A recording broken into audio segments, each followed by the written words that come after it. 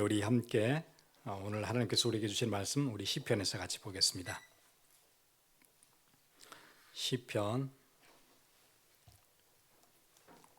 우리 세 번째 있는 3편 1절에서 8절입니다.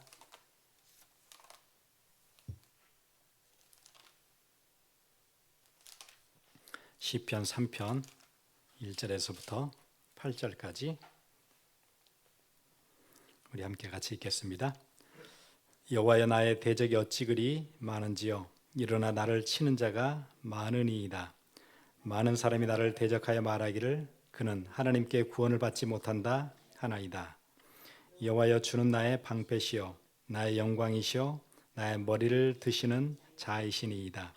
내가 나의 목소리로 여호와께 부르짖으니 그의 성산에서 응답하시는도다. 내가 누워 자고 깨었으니 여호와께서 나를 붙드심이로다. 천만인이 나를 에워싸 진친다 하여도 나는 두려워하지 아니하리이다. 여호와여, 일어나소서. 나의 하나님이여, 나를 구원하소서. 주께서 나의 모든 원수의 뺨을 치시며 악인의 일을 꺾으셨나이다. 구원은 여호와께 있사오니 주의 복을 주의 백성에게 내리소서. 아멘. 오늘 우리 특별히 우리 박성진 목사님 오늘 주일 말씀 주실 텐데 오늘 함께 예배하면서 오늘 여러분 최고의 응답의 시간 가졌으면 좋겠습니다.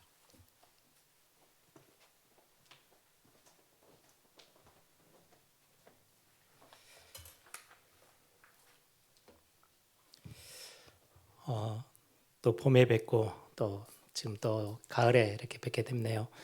왔더니 이제 산불도 있고 막 그래서 되게 많이 걱정들 하시던데 또 중요한 또 하나님이 또 거기에 맞는 또 중요한 또 하나님의 계획과 또 축복들을 우리에게 주실 줄 믿습니다. 오늘 같이 함께 예배하는 주일 예배 때 저는 항상 그렇게 고백하고 제 마음에 이렇게 그런 언약들을 붙잡습니다. 주일 예배가 내 한 주간의 시작이 돼야 되겠다. 모든 날이 하나님의 날이지만 하나님이 정하신 날에 우리가 같이 함께 예배하는 이 주일 예배에 여기에서 내가 얻을 수 있는 하나님이 예배해 놓으신 모든 은혜 또 응답 축복을 다 여기서 가지고 한 주간을 시작하는 것. 예전에 이렇게 신앙생활하는 모습들 이렇게 교회 안에서 저는 어렸을 때부터 봤는데요. 많은 성도님들이 한 주간 내내 지치고 힘들고 이렇게 막 거의 죽다 살아가지고 교회 오면서 어른들이 항상 좋아했던 찬송 천부여 의지없어서 손 들고 옵니다. 한 주간 6일 동안 내내 완전히 죽을 맛으로 살다가 주일날 와서 나 좀 살려주세요 이제 이렇게 오는 모습들을 참 많이 봤고 그런 고백들을 많이 들었는데 제가 하나님이 주신 은혜들을 주일날 회복하기 시작하면서는 반대더라고요. 주일날 받은 은혜가 크면 클수록 한 주간에 그 충전된 것들을 가지고 은혜 누리면서 어떨 때는 굉장히 힘있게 어떨 때는 또 승리하면서 응답 속에서 살다가 한 주간을 보내고 그 다음 주 오면 더 또 하나님 앞에 기대와 소망을 가지고 또 주일 예배에 오게 되는 것 같아요. 그래서 여러분들이 우리 칼렌더를 봐도 제가 가끔 예전에 이제 학교 다닐 때 서점에 가서 다이어리 같은 거를 이렇게 살려고 이렇게 보면 월요일부터 한 주간이 시작되어 있는 다이어리가 있어요. 그럼 무조건 던져버려요. 저하고는 아무 상관없는 저의 시작은 한 주간의 시작은 일요일 주일 예배로부터. 그래서 제가 카렌다를 보면서도 그래 내가 나의 한 주간의 시작은 이 주일 예배로부터 시작하는 거야 이렇게 생각하면서 제 마음들을 여기 집중합니다. 또 우리가 예배할 때에 제 와이프하고도 그런 포럼을 잠깐 했는데요. 우리가 예배할 때 예배의 원리가 사도행전 2장 42절 사도의 가르침을 받아 서로 교제하고 떡을 떼며 오로지 기도에 힘쓰더라 이렇게 돼 있는데요. 제가 예전에 한번 교회에 대한 메시지를 하면서 그 본문을 이렇게 설교를 했던 적이 있는데 사도의 가르침을 받아 이렇게 돼 있는데요. 사도라는 거는 복수로 돼 있어요. 원어에 많은 설교자들, 많은 사도들이 성경을 기록도 하고 또 말씀을 전달하죠. 근데 사도의 가르침을 받아 하는데 이 가르침은 단수예요. 하나의 메시지인 거예요. 여러 사람의 여러 사도들이 말씀을 전하고 설교도 하고 전하는데 그 전하는 모든 내용이 하나인 거예요. 예수 그리스도의 복음. 그래서 여러분들이 오늘 또 주일날 목사님의 설교 또 통역도 있죠. 그래서 여러 가지 목회자들과 설교자들이 전하는 여러분들이 예배를 경험할 수 있겠지만 우리가 듣는 또 설교자들이 제일 긴장하고 제일 많이 하나님 앞에서 고심해야 될 부분이 내 말이 전달되는 게 아니고 하나의 메시지, 예수 그리스도의 복음이 전달되도록 힘쓰는 게 설교자들의 어떤 중요한 의무이기도 하고요. 뿐만 아니라 우리 듣는 모든 성도님들이 제가 항상 설 때마다 그래요. 이제 우리 교회에서는 제가 섬기는 교회에서는 제가 주로 이제 설교하는 메신저니까 성도님들이 저하고 이렇게 소통돼야 되는 게 참 많잖아요. 제가 이렇게 떠나오면은 부목사님들이 죽으려 그래요. 저를 대신해서 설교를 해야 되니까 서로 자기 순서가 오면 몇 달 전부터 이제 제가 스케줄이 나오니까 그러면 막 어쩔 줄 모르 한다고 이제 말로는 그렇게 표현을 해요. 그러면 제가 이야기를 합니다. 누가 서든 같은 메시지, 하나의 메시지가 전달되는 거기 때문에 우리가 받는 축복들이 또 거기 안에 있겠죠. 제가 오늘 또 우리 박성수 목사님이 아닌 자리에 제가 섰지만 같이 하나의 그리스도의 복음의 능력 안에 있는 우리 삶들을 같이 함께 나누고 또 누리는 그런 축복의 시간 되기를 소망합니다. 우리가 교회 공동체 안에서 살고 또 우리 교회 공동체를 벗어나면 우리 여러 가지 삶의 현장을 경험하잖아요. 수많은 사람들을 만나고 또 교회 공동체 안에도 여러 모양의 성도들이 있습니다. 나하고 딱 맞는 사람이 있는 반면에 나하고 영 오랫동안 신앙생활을 교회 공동체 안에서 했는데도 불구하고 전혀 나하고 안 맞는 사람도 있기도 해요. 밖에서 저도 일을 하다 보면 나를 이렇게 뭔가 유의해주고 나하고 이렇게 친하고 나랑 뭔가 통하는 사람이 있으면 되게 반가워요. 멀리서 봐도 반갑고. 그런데 뭔가 나를 좀 싫어하고 얼마 전에도 어떤 집회가 있었는데 평소 때 누가 저한테 귀에 이렇게 들려준 말들이 있어요. 누구가 박성진 목사 계속 뒤에서 이렇게 안 좋은 이야기를 하고 다닌대요. 그 사람이 저 앞에 저 멀리서 오는 거예요. 제가 얼굴을 보기 싫고 마주치기가 싫어서 이렇게 가던 길을 좀 옆으로 돌아갔던 경험도 있어요. 뭔가 저 사람이 나를 좀 싫어해. 나에 대해서 별로 이렇게 안 좋은 이야기를 하고 다닌데 라고만 해도 만나는 것 자체, 마주치는 것 자체도 우리가 참 쉽지 않은 것 같아요. 그래서 저는 전도의 어떤 밖에 나가서 안 믿는 사람 데리고 전도해서 오는 거 굉장히 소중하지만 교회 안에 공동체 안에서 서로 따뜻하게 한마디 해주고 위로해주고 따뜻거려 주는 게 전도만큼 굉장히 중요한 사역이라고 생각을 해요. 나를 미워하고 해하려는 사람이 내 인생 속에 한 명만 있어도 우린 참 쉽지 않은 정말 많은 스트레스를 받으면서 어려워하는 우리 인생이 될 거라고 생각해요. 근데 오늘 본문을 보시면 본문 저자가 오늘 1절부터 2절 2절 사이에 뭐라고 돼 있냐니까요. 여호와여 나의 대적이 어찌 그리 많은지요. 그리고는 또다시 많다라는 단어를 써요. 일어나 나를 치는 자가 많습니다. 2절에 또 시작하면서 많은 사람이 나를 대적하여 말합니다. 2절 사이에 많다라는 단어가 3번이나 나와요. 그 말은 내 주변에 인생을 살면서 나를 진짜로 미워하고 나를 막 죽이려 하고 해하려는 사람이 한 명만 있어도 이건 진짜 어떻게 해야 될지 모를 만큼 힘들어할 우리 인생이 될 건데 지금 이 시편 저자는 자기 주변에 너무 많대요. 자기를 해하려고 하고 미워하는 정도가 아니고 대적하고 죽이려고 하는 사람이 자기 주변에 너무 많다. 그런데 나를 죽이려고 하는 사람들의 무리가 있는데 그 무리의 우두머리가 누구냐? 자기 아들인 거예요. 오늘 시편 3편의 3번째 편에 제목처럼 붙어있는 타이틀이 있죠. 다윗이 그의 아들 압살롬을 피할 때 지은 시라고 돼 있어요. 다윗이 왕으로 왕궁에 있는데 아들 압살롬이 아버지를 해하고 죽이고 자기가 그 아버지의 왕의 자리에 들어서기 위해서 예전에는 다윗의 측근에 완전히 다윗 옆에 붙어서 다윗을 막 응원하고 칭찬하고 따르고 같이 함께 했던 측근들까지도 압살롬에 완전히 붙어요. 그래서 성경에 보면 거의 인기가 압살롬으로 다 향해 버리고 다윗에게는 이제 붙어있던 측근들까지도 다 떨어져 나가요. 그리고는 반대편에 서서 압살롬을 우두머리로 삼아서 다윗을 죽이려고 쫓아 들어와요. 그 소문이 잠을 자던 다윗에게 들려와요. 그래서 침상에서 벗어나서 몇몇과 함께 도망치는데 거의 신발도 신지 못할 만큼 급하게 도망가서 요단강을 건너서 이제 예루살렘에서 요단강까지는 꽤 어마어마한 거리거든요.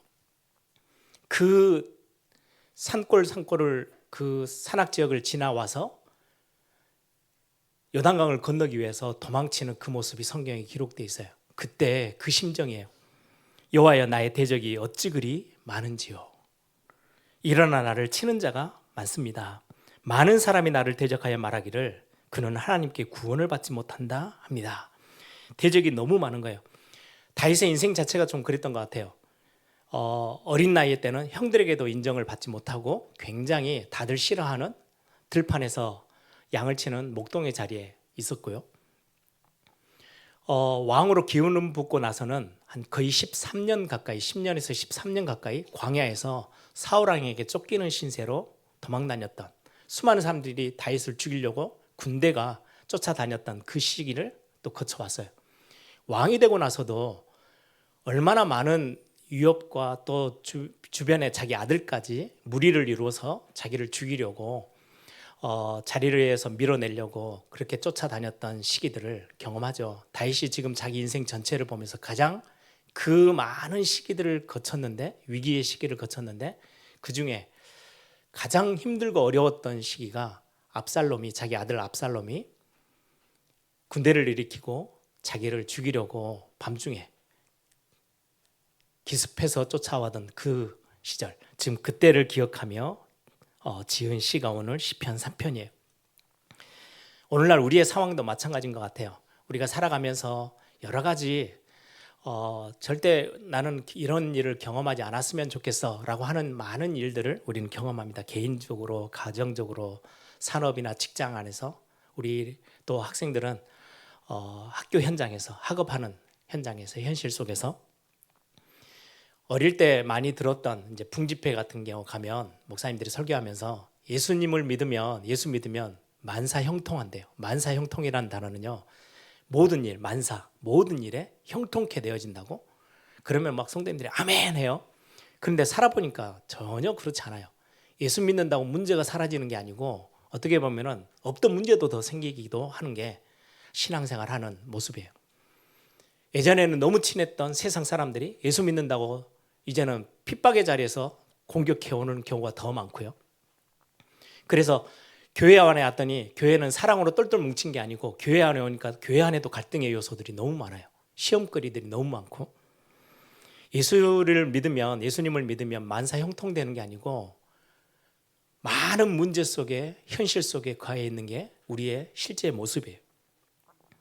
지금 다윗이 하나님의 나라, 지금 구약의 다윗은 하나님의 나라, 구약교회의 어떤 모델적인 중심에 서 있는 사람이에요. 그런데 지금 그 다윗이 경험하는 현실은, 아니 교회 안에 속해 있고 구약교회를 이끌고 있는데도 불구하고 너무나도 많은 어려움들을 지금 겪고 있는 거죠.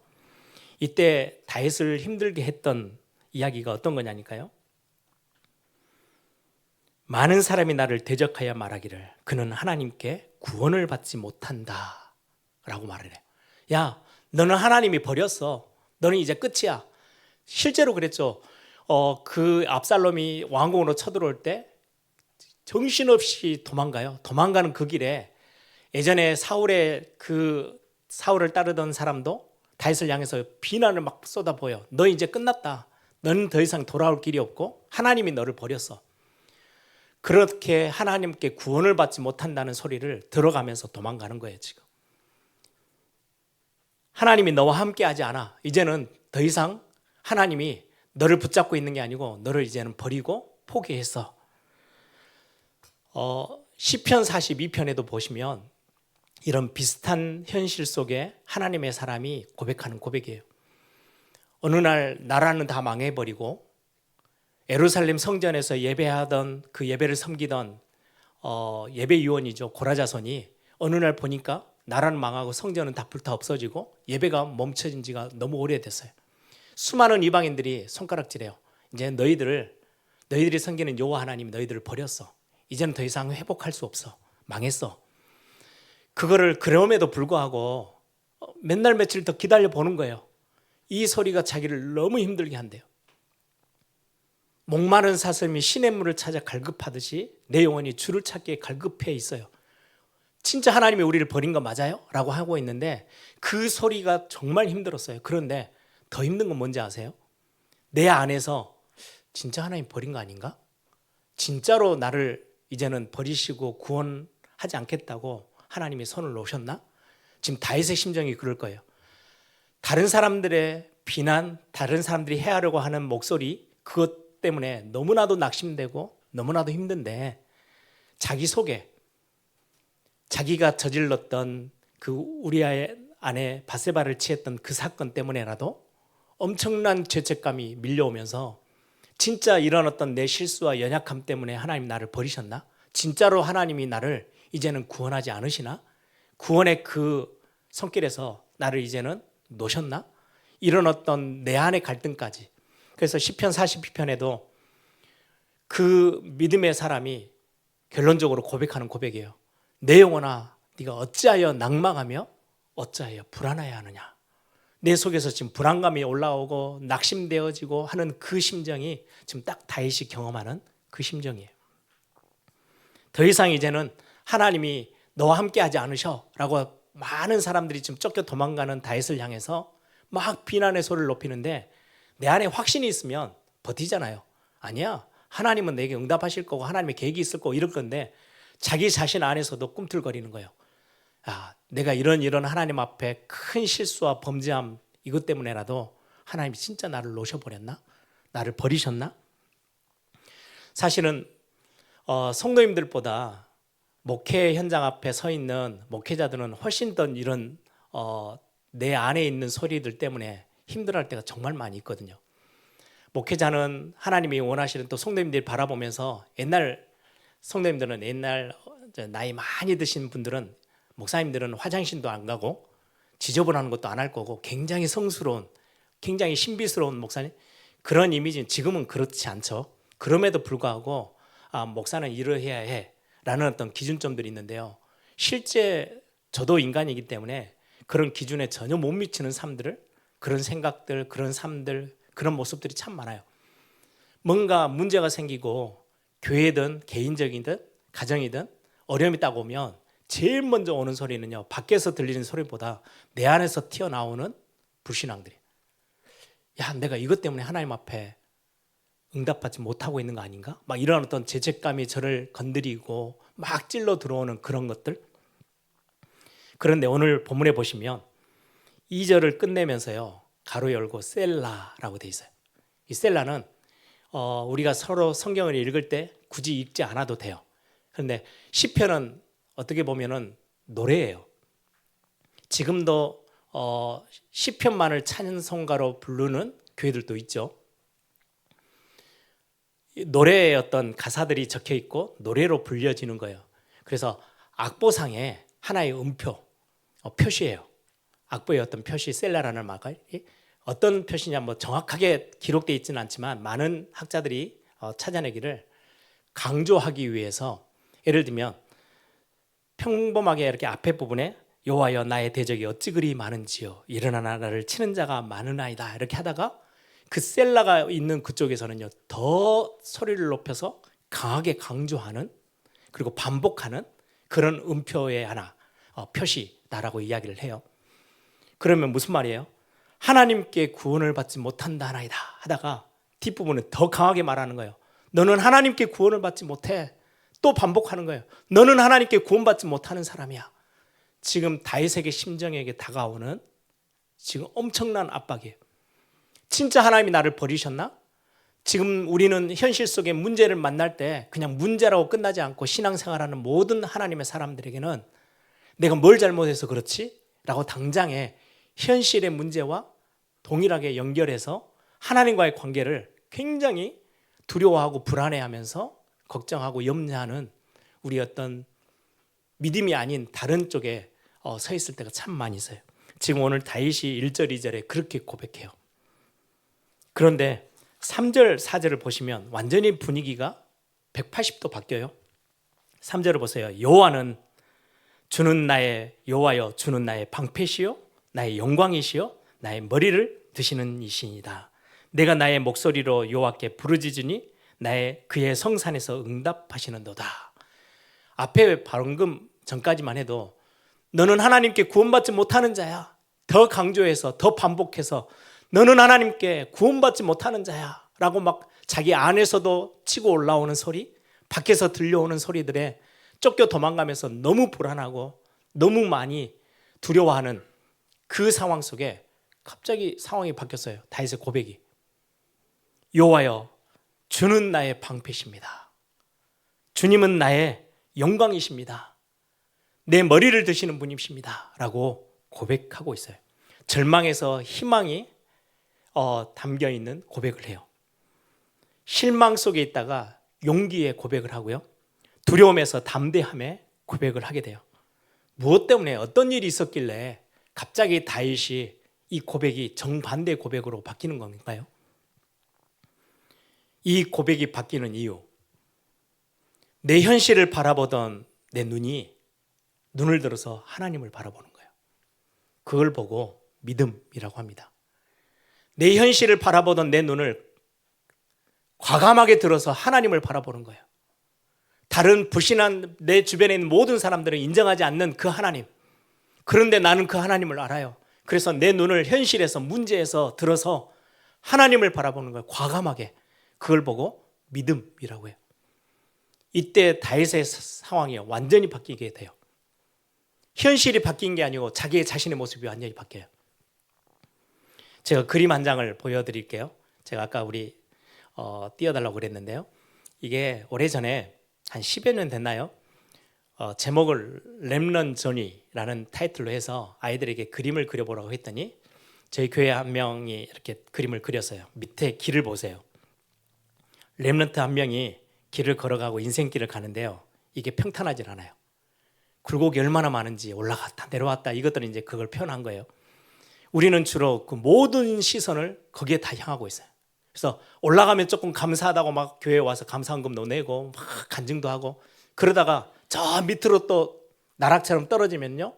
교회에서 숨은 듯이 얼굴도 들지 않고 너무나도 힘든 상황들을 또 그렇게 또 건너가요. 이런 게 한두 번이 아니에요. 인생길에 오르락내리락을 얼마나 많이 하는지요. 그런데 우리는 눈을 들어 봐야 돼요. 저는 저 그림을 보면서 너무 어떻게 초등학교 저학년 아이가 저 생각을 했을까?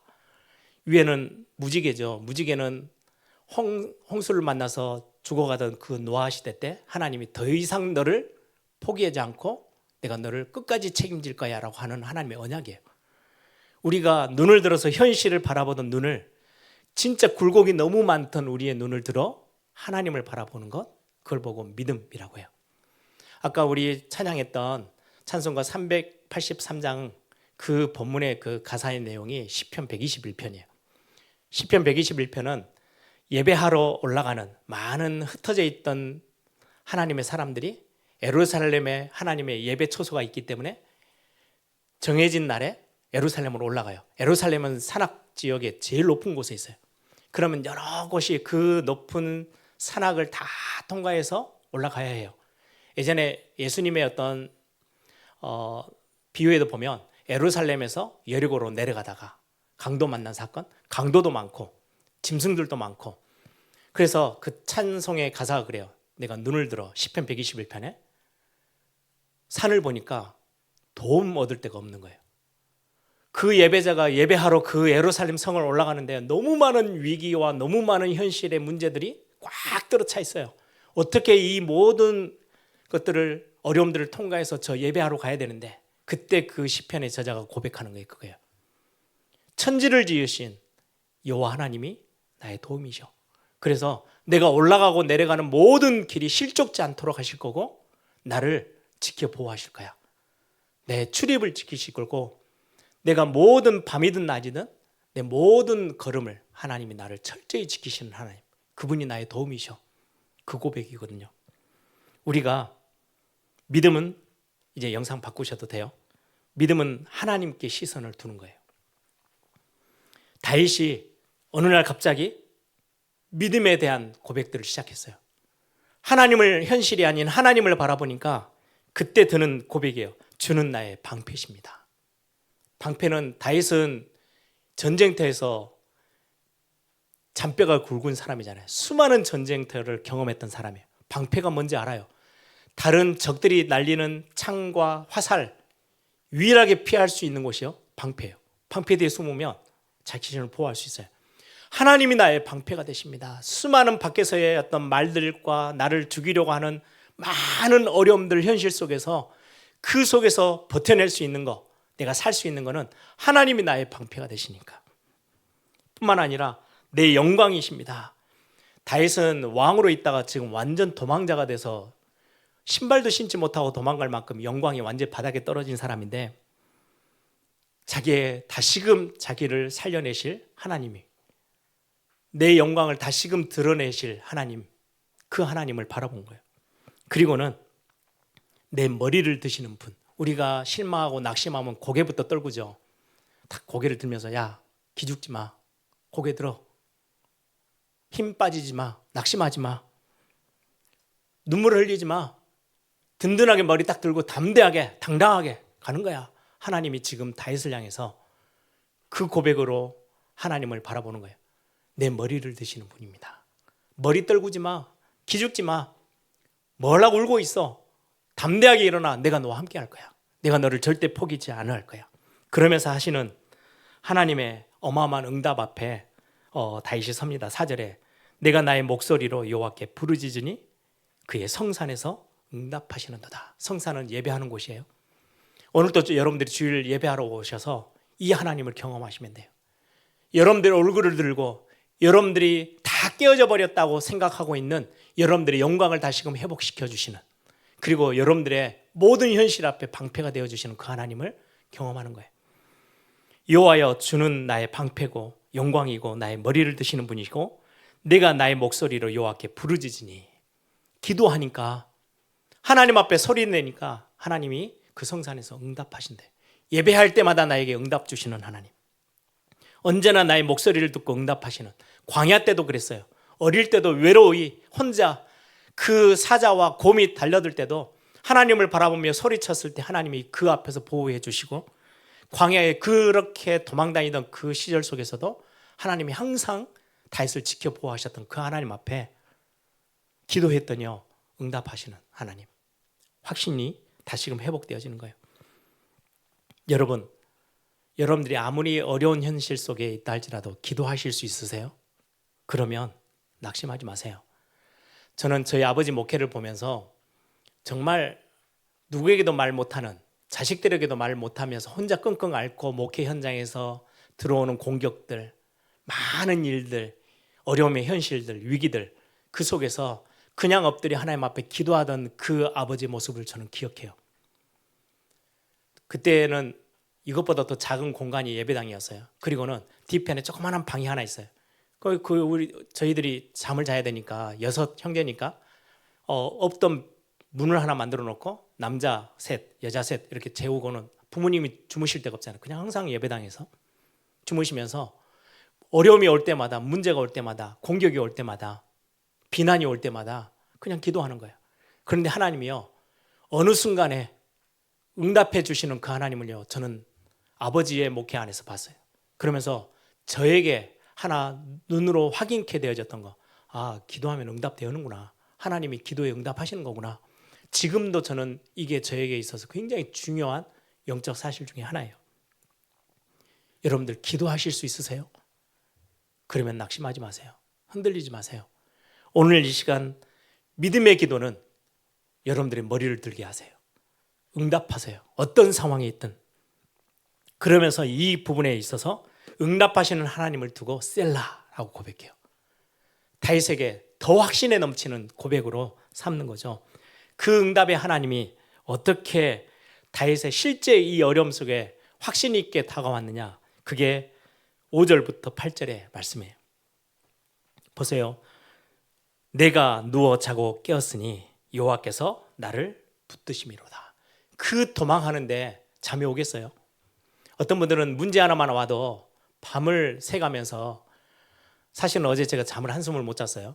오늘 설교 본문을 놓고 이리 생각하고 저리 생각하다가 늦게 잠도 들겠다고 이제 누웠는데 한참 잠이 안 오더라고요. 잠이 안 올 때는 그냥 일어나야 돼. 그래가지고 그냥 일어나서 이것저것 이제 정리하고 이렇게 했는데요. 뭔가에 우리가 염려가 생기고 고민할 것들이 생기면 잠을 못 이루기도 하죠. 예전에 드라마도 보면 뭔가 고민이 생기면 아주머니들이 머리에 이렇게 흰 천으로 탁 묶고 방에 누워가지고 뒤치락뒤치락 하면서 잠을 전혀 못 자는 모습. 예.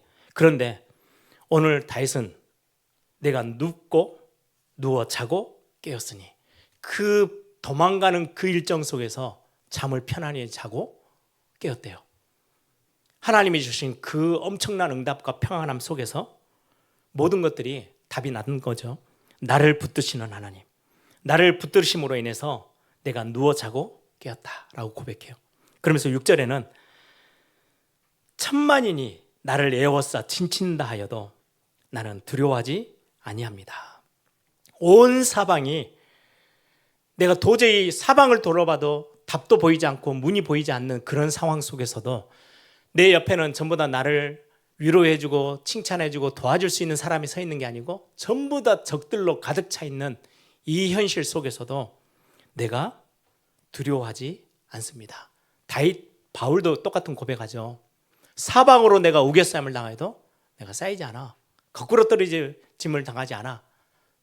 든든하게 서 있을 수 있다고 고백하는 거예요. 다윗의 고백이죠.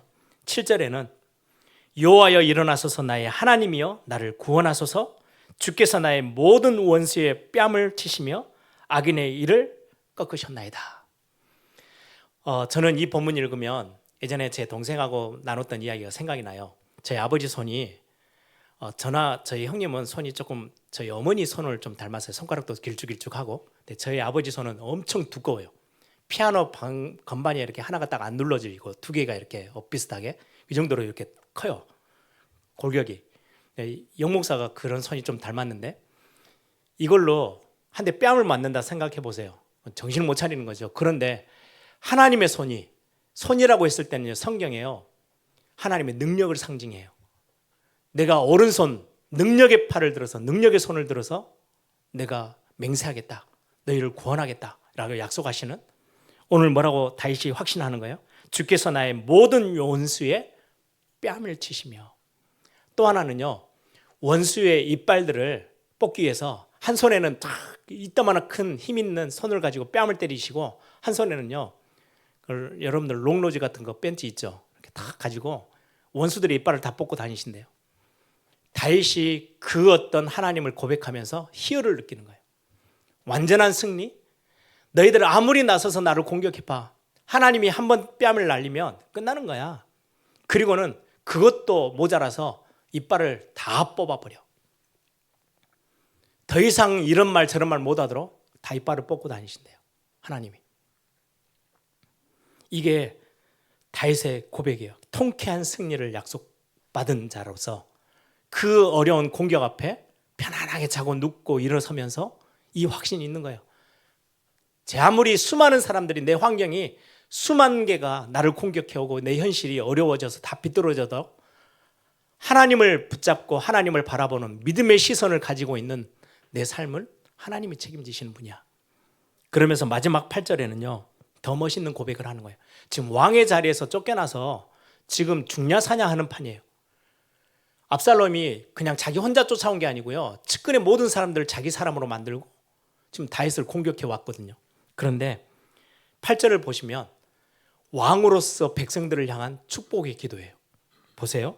구원은 여호와께 있사오니 주의 복을 주의 백성에게 내리소서. 나를 구원하십시오, 나에게 복을 주십시오가 아니고요, 8절은 마지막 구절은 다시금 왕의 자리에서 백성들을 보면서 축복하기 위한, 하나님을 향해서 축복을 구하는 그런 어마어마한 멋진 기도. 자기 자신이 완전히 회복되어져 있는 그 자리를 다시금 미래를 바라보면서 손에 쥐고 하는 고백이죠. 구원은 여호와께 있사오니 주의 복을 주의 백성에게 내리소서. 미래가 불확실하고 미래가 불안하다면 할 수 없는 고백이에요. 다시금 나는 지금 쫓겨서 요단강 앞에까지 지금 쫓겨 도망갔지만 아니야. 나의 하나님은 나를 다시금 내 영광을 내 머리를 드시고 그리고는 왕의 자리에 나를 다시금 회복시키셔서 모든 백성들을 향하여서 다시금 하나님을 향하게 하고 하나님의 복을 받도록 하는 그 자리에 내가 다시금 서게 될 거야. 이게 다윗이 회복했던 고백이에요. 오늘 제목이에요. 8절에 있는 구원은 여호와께 있사오니, 이게 세번역 성경을 보니까 구원은 주님께만 있습니다 라고 돼 있어요. 하나님께만 나의 모든 희망과 소망과 미래와 내 지금의 현실 속에서 유일한 답은 주변에 있는 사람이 아니고, 답답함 현실 속에서 누군가 의지하게 해서 우리는 사람을 막 쫓아다니잖아요. 그게 아니라는 거예요. 하나님께 있대요. 내 능력에 있지 않고 내 손에 있지 않고 내 경험이나 내 생각이나 내 노력에 답이 있지 않고 하나님께 있대요. 구원은 여호와께만 있습니다. 주님께만 있습니다. 오늘 말씀을 정리해 봅니다. 여러분, 믿음이라는 거는 그냥 단순하게 믿습니다 이렇게 하는 게 아니고요. 여러분들이 지금 보여지고 있는 너무나도 많은 나를 실망시키고 낙심시키고 힘 빠지게 만들고 정말 다른 게 아무것도 안 보이고 문제만 보이게끔 만드는 그 현실 속에서 과감하게 눈을 들어 나의 구원자 되신, 특히 나의 아버지 되신 하나님을 바라보는 것, 그리고 그 하나님 앞에 기도할 수 있다는 것, 그걸 보고 믿음이라고 합니다. 오늘 이 믿음의 비밀 때문에 다윗의 현실이 너무나도 급박하고 너무나도 어려웠지만 그 믿음 하나에 순간에 시선 하나를 딱 바꿨는데 모든 게 바뀌었어요. 모든 고백이 다 바뀌었어요. 절망의 고백에서 희망의 고백으로, 실망으로 완전히 낙심되어 있던 상황에서 용기를 내기 시작하고, 두려움에서 담대함이 생기고 당당하게 다시금 현실 앞에 하나님의 사람으로, 하나님의 자녀로 서는 그 모습이 오늘 시편 3편의 모습입니다. 여러분, 오늘 여러분들이 있는 지금의 현실 속에 무엇 때문에 맞닥뜨려서 힘들어하고 무엇 때문에 여러분들의 마음을 이렇게 저렇게 흔들고 있나요? 무엇이? 그 현실에 너무 많이 눈을 두지 마세요. 저는 제가 제일 많이 힘들었던 게요, 환경도 아니고 현실도 아니고 내 자신이었어요. 내 자신을 쳐다보면요, 하나부터 열까지 일어설 수 없을 만큼 너무나도 힘이 빠지는 모습, 아무 능력 없고 아무 배경도 없고 할 줄 아는 것도 없고, 그러던 내가 어느 날 제가 하나님께 눈을 들어 하나님을 바라보는 게 제 안에 한 번, 두 번, 세 번 메시지를 듣고 한번 해보기 시작했어요. 그래서 어느 날 제가 시편 42편에 그 고라자손 믿음의 선배가 했던 그 고백을 제 자신의 고백으로 삼았어요. 제가 문제가 올 때마다 내 영혼아, 성진아, 어찌하여 낭망하며 어찌하여 불안하게 하느냐. 너는 하나님을 바라라. 너는 하나님께 소망을 둬라. 너는 하나님을 바라봐. 그러면 하나님이 절대 너를 외면하지 아니하시고 그 능력의 얼굴을 너에게 비추실 거야. 너를 다시금 바라보고 내 얼굴을 들게 만들고 머리를 들게 만들고 내 방패가 되시고 내 영광을 다시금 회복시키시고 내 모든 상황들을 하나님이 바꿔주실 거야. 이 고백을 저는 지금도 해요. 지금도 사역하다 보면 저에게 많은 이상한 말들, 이런저런 어떻게 거짓말이 그렇게 확산되는지 막 이런 말들 저런 말들을 얼마나 많이 듣는지 몰라요. 그때 제가 하나님 앞에 하는 고백이에요. 너는 하나님께 소망을 둬라. 하나님을 바라봐. 내가 의지할 수 있는 유일한 구원의 비밀, 나를 그 현실 속에서 건져내실 수 있는 하나님, 그 하나님께 시선을 그쪽으로 향하는 것, 제가 신앙생활 하면서 사역하면서 제일 확신 있게 답을 얻게 된 비밀이에요. 그래서 여러분들이 오늘 이 시간에, 오늘 예배하는 동안에 저는 어느 날 이 메시지를 듣고요, 증거가 내 손에 없잖아요. 그런데 하나님의 말씀이 주어질 때요, 과감하게 눈을 들어 하나님을 바라보기 시작했어요. 한 번 들어보고 두 번 바라보고 세 번 바라보고 어느 날 진짜 하나님이 내 인생에서 가장 완벽한 구원, 주님께만 구원이 있음을 알게 됐어요. 여러분들 지금도 저도 낙심할 때도 많고 어려움이 올 때도 있어요.